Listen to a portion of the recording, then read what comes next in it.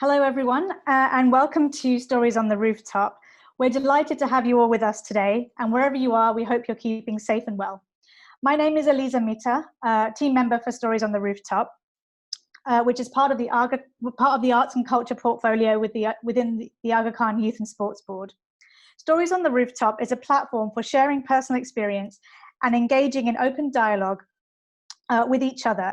And through these conversations, we seek to enhance our understanding of the diversity of experience within our community and connect with each other on issues that matter to all of us. I'm delighted that Jazzmin Jiwa will be our speaker today. Jazzmin is a journalist and documentary producer and director.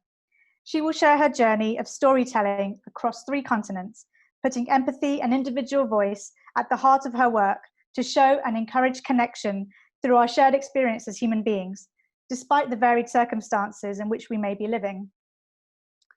Just a quick note that during the session, there will be reference to difficult and sensitive situations such as genocide and hostile environments. In case any of you have children or other members of your family who may be sensitive to that type of content, we wanted to bring that to your attention at the outset to ensure that you're in a private space during the session. Before I hand over to Jazzmin, I'll just run through a few logistical points. Jazzmin will share her story for the next 30 minutes or so, and then we'll have time for question and answers. Please type your questions into the chat space at any time during the session, and we'll aim to get to each of them in turn.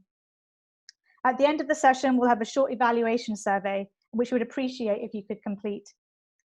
Please do switch on your video if you feel comfortable and put your display name as your real name. It's always nice to see faces and know who everyone is that's with us today. Finally, as I mentioned, Stories is all about sharing personal experience, and we want to have a safe space in which everyone can share their views. So please be respectful of each other when sharing your questions and comments. So with that, I'd like to invite Jazzmin to begin. Thanks, Jazzmin. Thank you so much, Eliza, and it's so nice to see everyone here. Thank you for inviting me to be part of Stories on the Rooftop and for that really warm welcome. I appreciate the work of your whole team for making this event happen and bringing us together to share this space today. It's so great to be here and a pleasure to see so many of you here with me. Hello to everyone who's online and thank you for joining. So as you can see, I'm in a time zone where it's still light. So currently I'm living in San Francisco. And I'm pursuing a moonshot goal to use technology to connect 1 billion survivors of various different experiences through their personal stories. Now, this might sound a little bit ambitious, but that's why I'm using the term moonshot. And how I got to this point was through a career in journalism and filmmaking. I started as a print journalist and I ran a newspaper as an editor. I went on to work on a 6-part documentary series for BBC World about human trafficking. And that led me to produce and direct documentaries on human rights and socio-political issues around Europe, the Middle East, and Africa for a few different international television networks.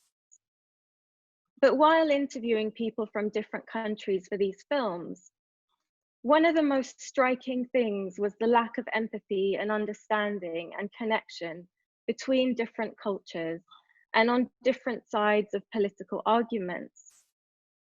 But that the human experiences that people would talk about in their interviews were very similar across borders and across political lines. So I began a journey to create an online platform to try to connect survivors of different experiences through their personal stories to show the similarity of human experience no matter where you live. And I moved to San Francisco, the kind of global tech hub, to pursue that dream with 2 software engineers who co-founded a company with me over here so we could achieve that. So during this session, I'll share aspects of my journey. I'd love to tell you about some of the projects in other parts of the world that I've worked on. And I'd like to tell you about how an inkling of desire can be transformed into taking initiative in the oddest of ways to lead to something that enables an outcome that resonates with some of your deepest desires and dreams, and also how empathy and hope can be evoked through storytelling. So firstly, I'll talk a bit about my work producing and directing documentaries on socio-political issues and human rights. This was often in hostile environments like Israel and Palestine and unstable parts of Africa. One of the films that I made was about women in Liberia who went on sex and hunger strike during the Civil War. And this led to the election of the first female head of state in Africa, who was President Ellen Johnson Sirleaf of Liberia. And I'll share my screen and show you a couple of pictures of the women who campaigned in order to make this happen. So these are some of the women who lay in this field for 10 months and refused to go home because they wanted to really stress to their husbands and to the men in their families to put down their weapons. And this actually did lead to the end of a civil war that had raged for a few years. And it motivated a groundswell of opinion that led to the election of the first female head of state in Africa.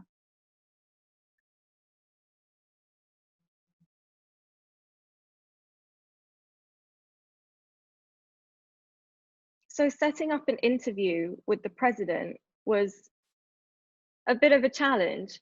Her press people were quite caught up in bureaucracy. I was being drowned in endless paperwork. So along with my crew, which consisted of a camera person and somebody that was helping us to navigate the ground in Liberia, we literally ran after her in the street during the country's Independence Day anniversary celebrations and managed to ask her to give us an interview, and she scheduled that for us at her office. My job producing and directing involved being given an idea for a film by my boss. I would then research the film. I would set up the interviews. I'd go to the location, carry out the interviews, work with the camera person to get the best visuals to tell the story, and then go back to the office and work with an editor, and together we'd piece together the film. One of the films that I made was about the genocide in Rwanda 20 years on. And one of the most striking memories was standing in a church filled with the clothes of people that had been massacred, who were hiding out in the church and unfortunately were not lucky enough to leave with their lives. And their clothes were kept in the church as a memorial. But the film was about how the country had moved on since that time, and how each family had sat in their gardens with genocide perpetrators who apologized to them for killing their relatives. And it was only if forgiveness was given that they were allowed to go back into the communities instead of spending their lives in jail. And this was called the Gacaca court system. And today it's led to marriages between people from different tribes whose relatives had killed members of each other's family. And there's a picture that I'll show you here on the shared screen of Daniel. This is a screenshot from one of the documentaries, and Daniel and his wife are from different tribes. And they were in this situation where they'd both lost members of their families at the hands of each other's tribe. And as you can see here, she says, you know, we've experienced the same problems, so we can work through those together. So I went on after that, while I was working on some of these films, to want to do some independent work. And I made a film called Shine Your Light, which is about everyday Kenyan women who are inspiring because of the struggles that they were enduring on a day-to-day basis. And I started working on that after I saw a woman with a baby strapped to her back selling sweets on the side of the road. And I found her resilience incredible. So I'm going to show you a picture of her as well. I really wanted to recognize the value in what she was doing. As you can see, she didn't have a sweet stall. She didn't have, a tuck shop on the side of the road. She didn't have a chair. She was standing there with her baby, and I would go to Kenya on the local transport, and anyone who's from East Africa or has traveled in East Africa will know that the local transport there is called a matatu. So I'd go to work on the matatu, and I would see this woman from the window every single day, and she was there without fail. I wanted to do something to recognize her value in what she was doing, the skillfulness and the resilience to stand out there every single day. So along with an all-female crew for International Women's Day, we made a film about 5 extraordinary Kenyan women like this one, living very ordinary lives. And one of the things that she mentioned in her interview that the translator, who was a Kenyan woman told me about, was that one of her main concerns was buying soap and washing her hands and making sure that her environment was clean. And that at the time was surprising to us, that she would spend so much of her interview talking about keeping her hands clean. And it's only now, in the midst of a COVID pandemic, that we understand the importance of washing our hands and how something like that can literally become center stage of our lives for a few weeks. And that kind of enables more empathy because we can relate to her. But I'm going to come back to that in a few moments. So luckily for me, going to Kenya was more than just work, because I ended up meeting a guy, and he was an entrepreneur who started a company that collected data from remote and hard to reach regions in Africa. So while I was kind of flying across the continent, directing and producing these socio-political films, we got married on Diani Beach in Mombasa. And of course, I'm going to show you some pictures of this as well.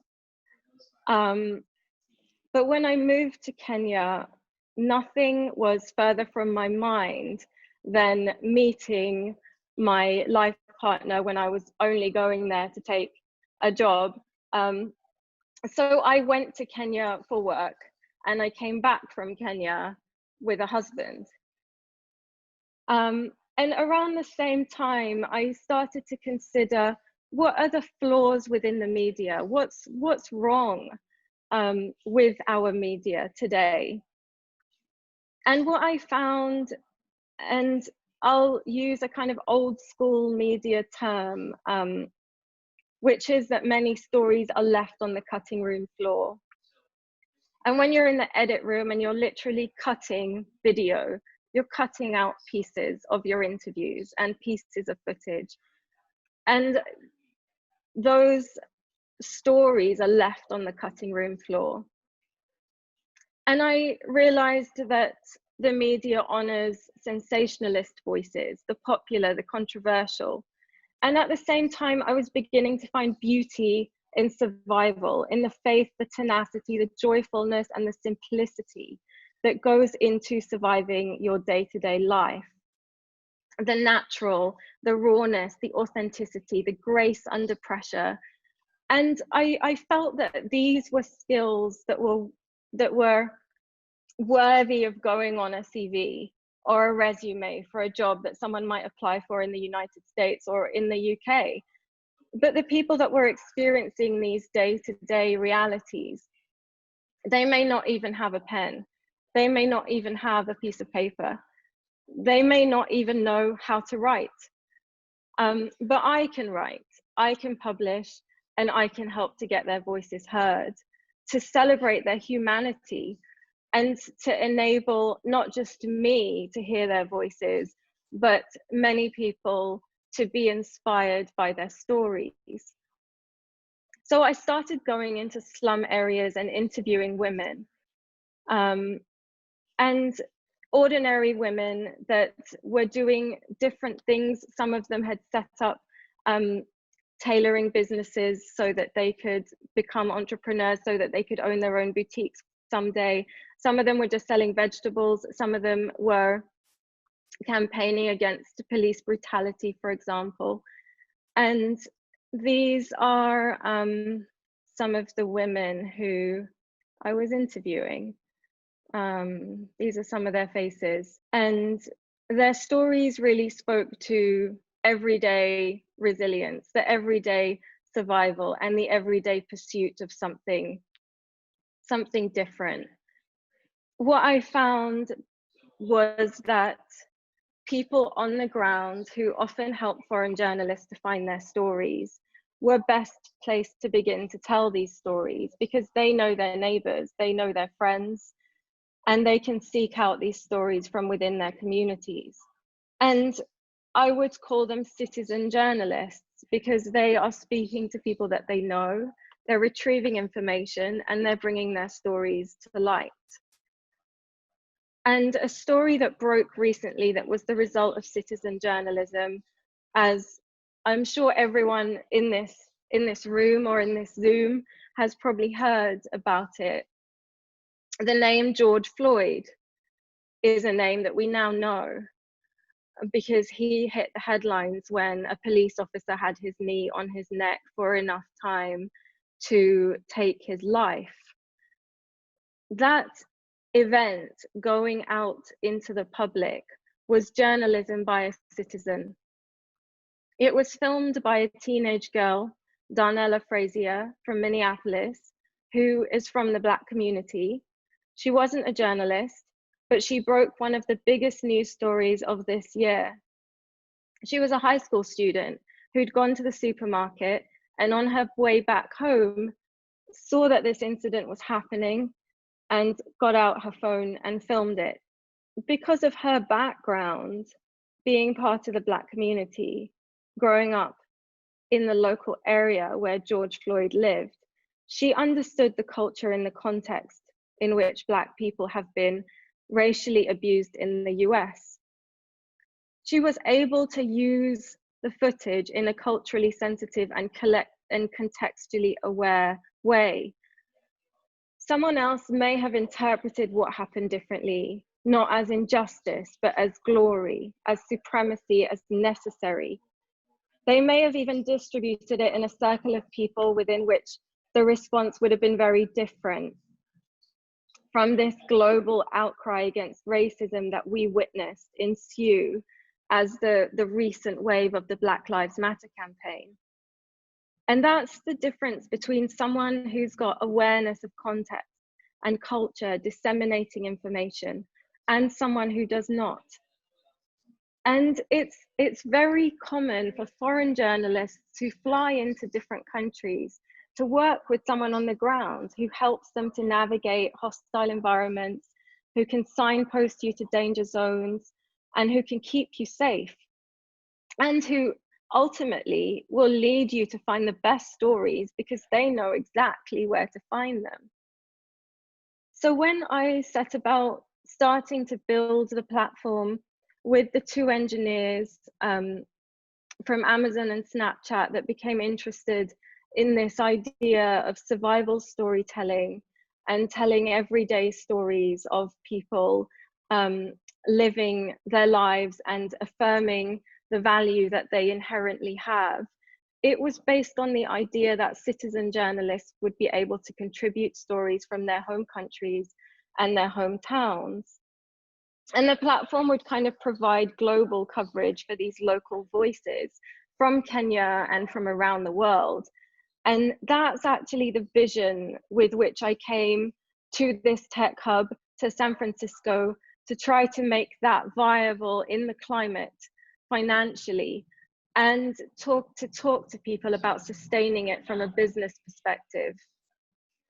Well, I just want to spend a few minutes saying that this is not the first time I've had to take a little bit of a risky, it's not the first time there's been a little bit of a risky twist to my journey. As you may know, in journalism, it's a hustle. You have to take initiative, and sometimes this can involve risk.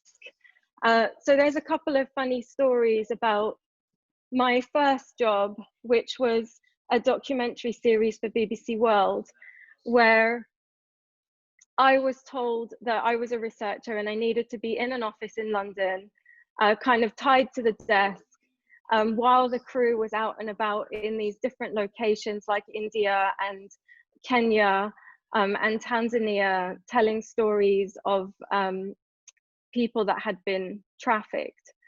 And I wanted to be out there on the field. So I was doing Hike for Life that December, which you probably know about as, you know, a focused fundraising challenge that invites people to hike for a few days to raise money for Focus.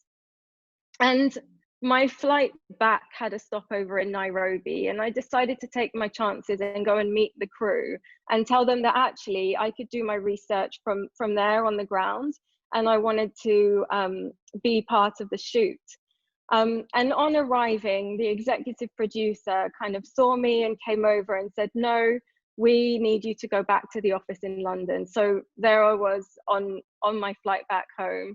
But luckily, the next time I tried to take some initiative, it did actually work in my favor. I was working on a studio program about Israel and Palestine, based in London. And I was talking to many Palestinian people whose stories I was telling remotely. During my Easter holiday, the Palestinian correspondent was going from our office to Gaza, where he was usually based. And I asked him if, you know, can I just get on the flight and travel with you? I thought, you know, I've got a few days on my hands. Let me see if I can get into Gaza and put together some kind of report. I didn't get into Gaza, as many people did not who were at the border, who I met.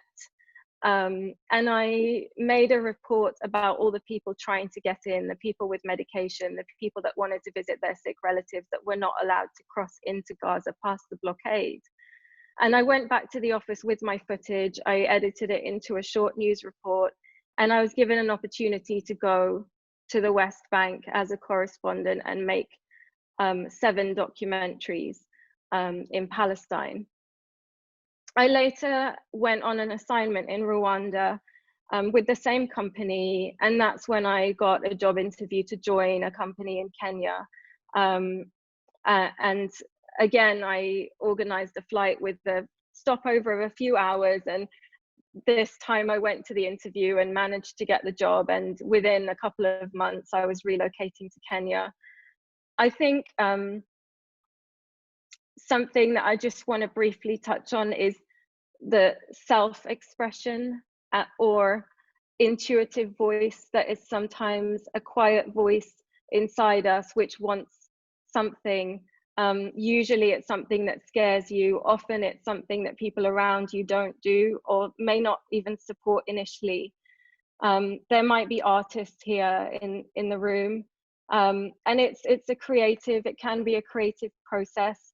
And sometimes that is what has led me down a less conventional path, that has led me to take the initiative, that has led to things that have fulfilled some of the opportunities that I'd been trying to create. So lastly, storytelling is very much about empathy. One of the things that I'm inspired by is the meeting of survivors from different countries, from different times in history. If a survivor of, which we've already talked about, genocide in Cambodia could meet a survivor of genocide in Bangladesh, could meet a survivor of genocide in Rwanda, what may they share? What might heal? And what hope might be sparked? What injustices could be tackled? And who might be brought to justice with this united front that defies history, that defies politics, and simply stands up for human experience and the cohesion of several people believing in the same cause?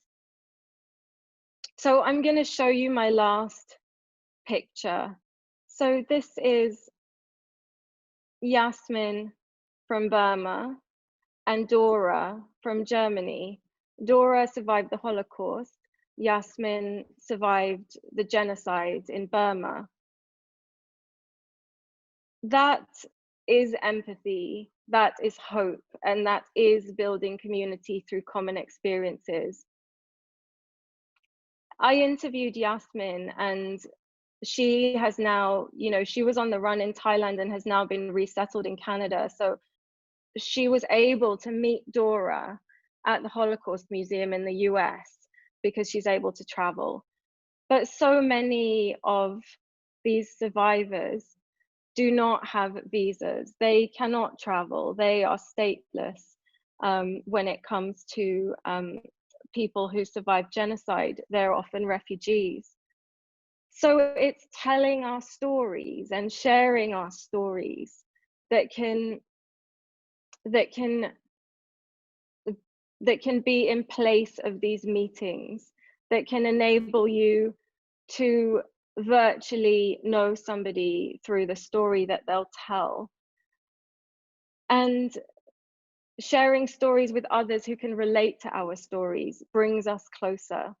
Stories about our human experiences connect us together, even where the context, like Jazzmin, having experienced a very recent genocide, Dora having experienced a genocide decades ago, the context is very different. The politics are very different. One is in the West, one's from the Eastern world, the developing world, and their ages are different.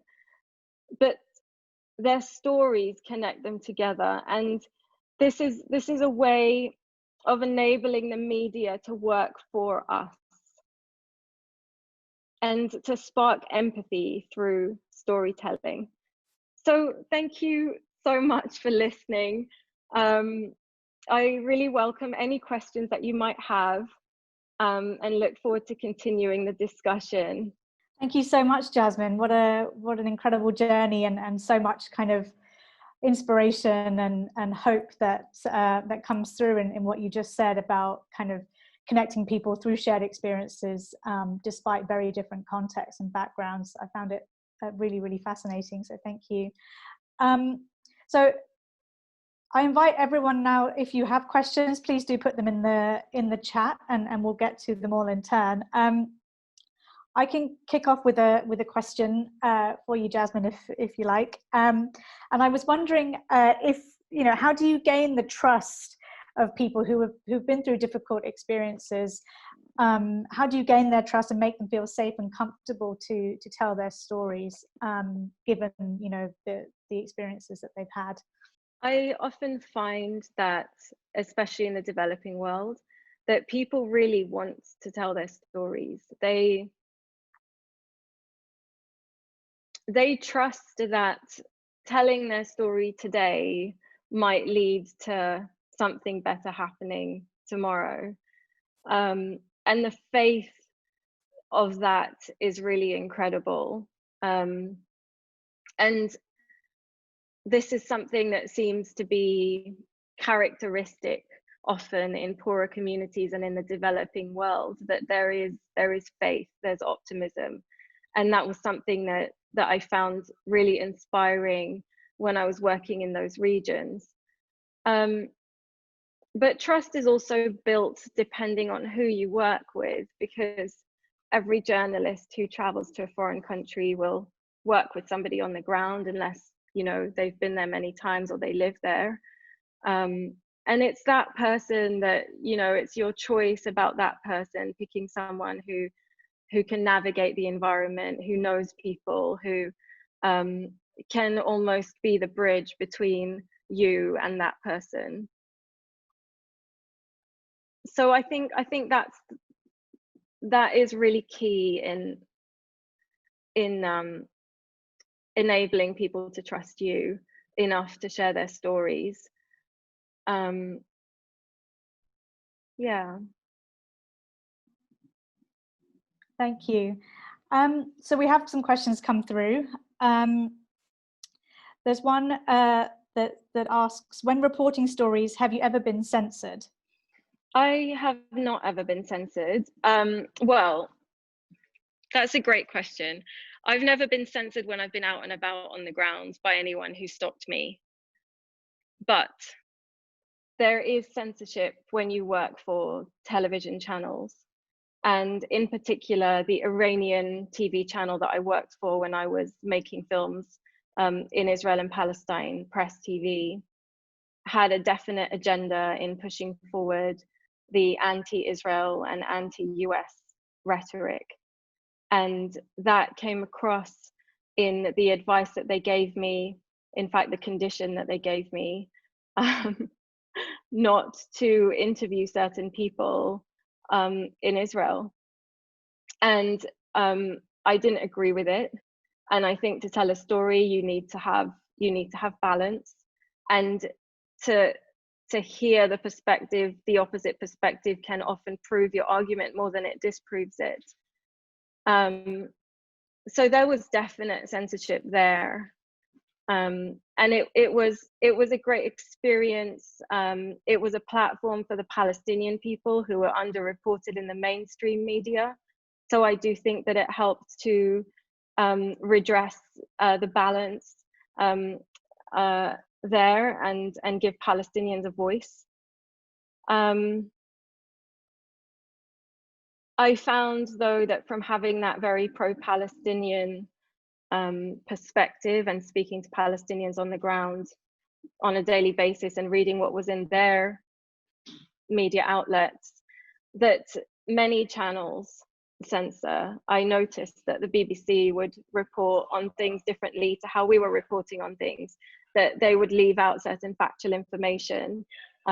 So in the mainstream media, there definitely is censorship, and I experienced an extreme example of it, but it is there, which is why social media plays a huge part in allowing more of a balance to come out. Yeah, that's a difficult one to navigate.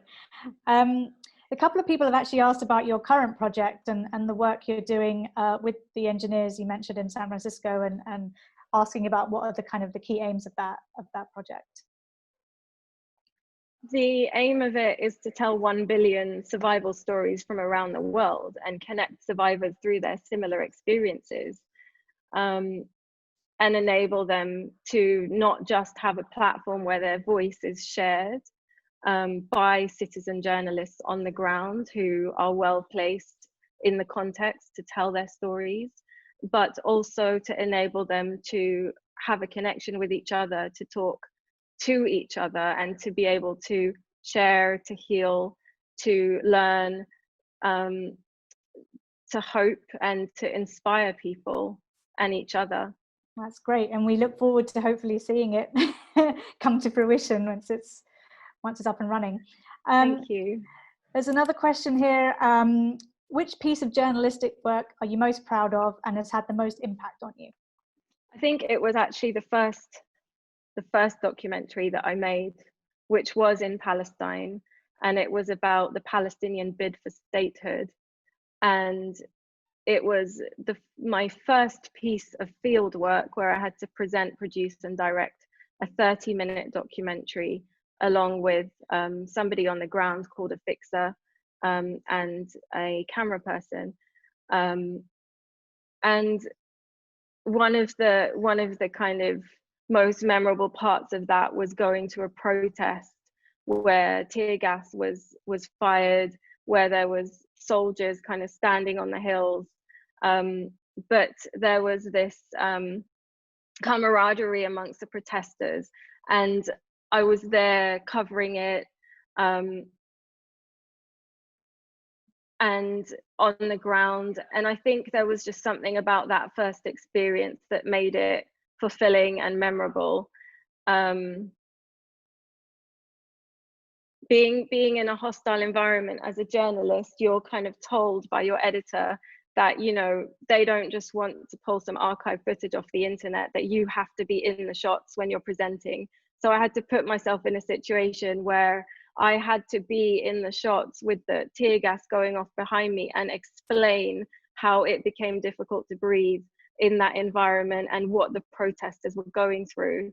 So I felt that there I could really bring light as an outsider to something that people were experiencing on a daily basis, and the lens that they were going through in order to create a better life for them, in order to hold on to their homes in the West Bank. Wow, what an incredible first experience. So based on that, and obviously all the other work that you've done, what advice would you have for young aspiring journalists? I think follow your passion. If it's something that's interesting, go for it. There's 3 different things that you can do to get into the industry and to start carving out your path. One is network, and we've got a fantastic network here in the Ismaili community, and more journalists around the world in our community. And if you have friends, siblings, your siblings have friends, your parents have friends who are in journalism, arrange a call with them, talk to them, ask them about their work, tell them what you want to do, see if there's any opportunities. The second thing is work experience.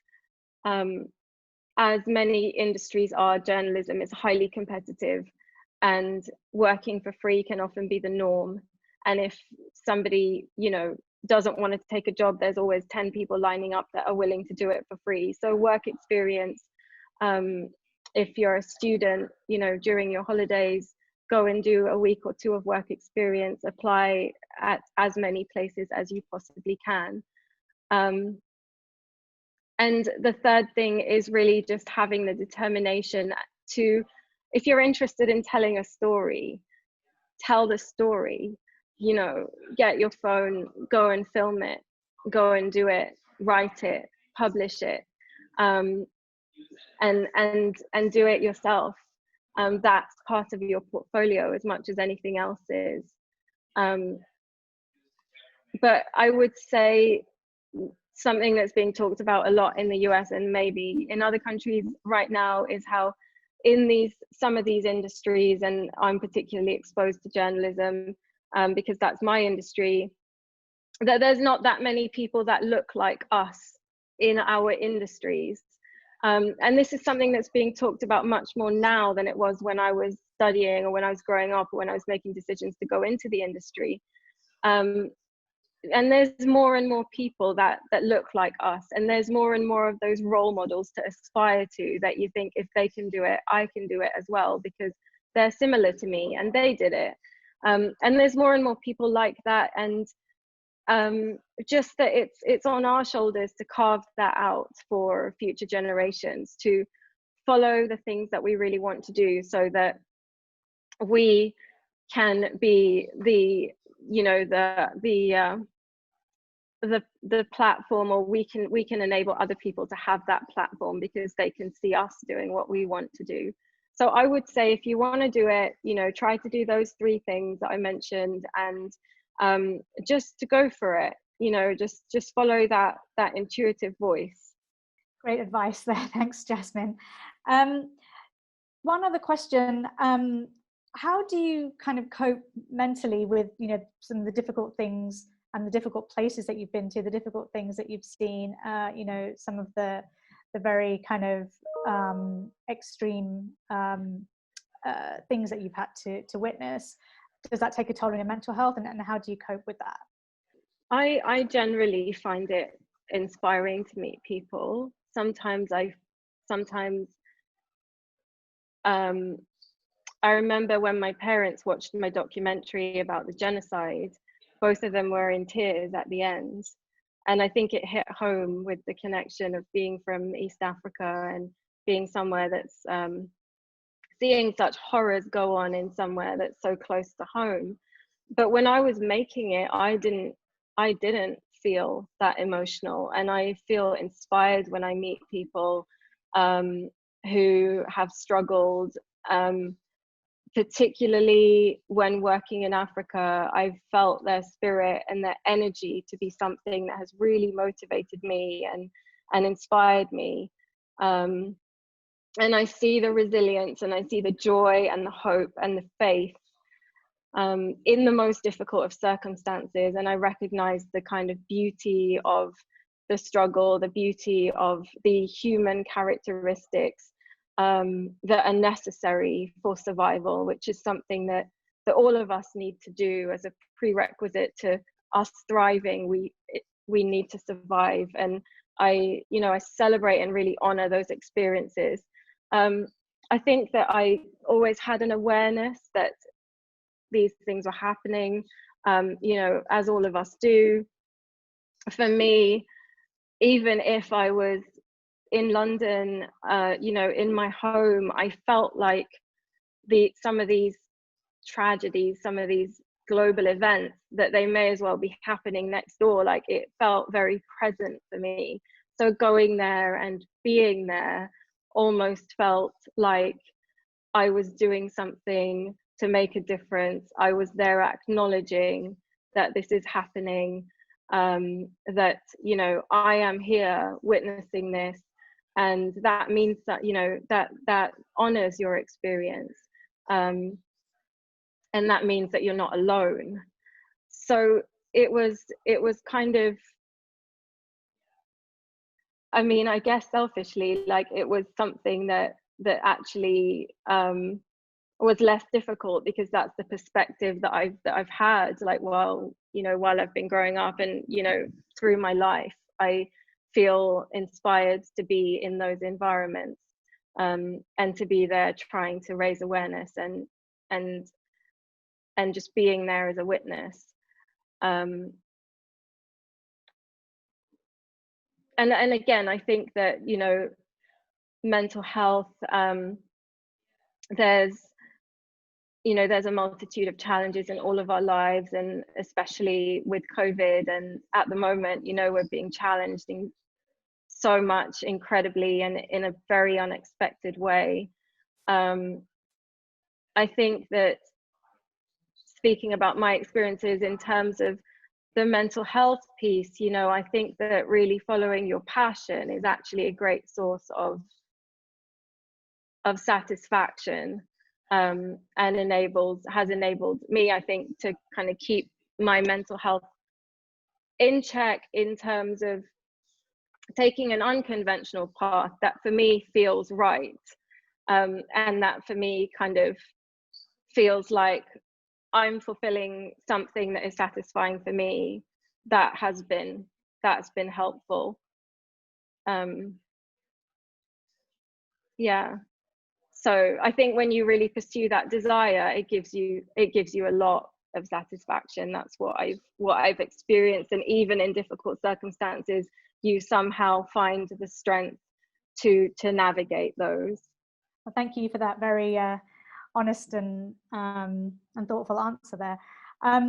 So a couple more questions. What's your view on social media? Do you consider it to be a friend or a foe of credible journalism? That's a great question, really well phrased. Well, I think it's a threat to the mainstream media, and I think that anything that's a threat is actually a good thing, because it reduces the kind of monopoly. San Francisco is an environment that's very much geared towards disruption, and disruption in any industry, like the way that Airbnb disrupted the hotel industry, is something threatening. So I think that that's not a bad thing. Did the question say friend and foe to the media, or just in general? Of credible journalism was the phrase. I think that it facilitates more voices coming out. However, it cannot fall under the banner of credible journalism, because it's opinion, a lot of it, and the facts are not necessarily verified in the way that a journalist would verify the facts. I mean, all I can really say is that I think that the platform that I'm building actually is almost like a center point between social media and mainstream journalism, where the information is taken through the same process of making sure that things are factually accurate, and telling the story in a way that's engaging, and necessary, and relevant, and yet fitting into the mainstream in some way, in that way, but also gleaning this unique and original information from social media sources, from voices on the ground, and from the voices of people who may not be seen and heard and recognized in the mainstream media. So I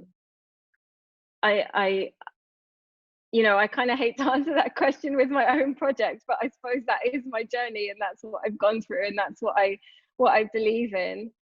I think that it plays a great role in challenging not just the media, but also authority. You know, social media plays a great role in that challenge, and social media will probably never be as free as it is today. The censorship will come in, the guidelines and the protocols will come in. And so we've been in a very unique time in history. It plays an excellent role in challenging. But everything that we see on there, we need to make sure that we balance it with other sources. And I would say that for mainstream journalism as well, to get a very broad view is probably the most accurate and reliable information, to look at local sources, to look at social media, to look at mainstream sources, and enable each to kind of, almost like being your own investigative journalist and figuring out what's true from all of these sources. Definitely a complex question. There could probably be a whole session just on that question alone. So we're going to just get into the last couple of questions. Who are your role models, and what continues to inspire you? I think what continues to inspire me is this kind of idea of pluralism around stories from different contexts and different cultures and across political lines, having similarities, and that similarity lies in the human experience. I'm inspired by so many people, and I think particularly it's women who will be there, who will try to say their piece even if it's not easy. There's other personal life and as role models in the media that I find inspiring. Thank you. And if there was one person, past or present, you could interview, who would that be? I mean, something that's been huge recently is, of course, the Black Lives Matter campaign. And there's been so much exposure to that in the US, with there being this whole layer of society that, of course, had its roots and history in slavery. And that's something that the legacy of that is here every day on the streets. I think I like to go back in time and be able to cover what people were experiencing and how the revolution against slavery happened. So Martin Luther King would be somebody that I'd love to interview, because I think that being trapped in that kind of situation is something that took so much grit and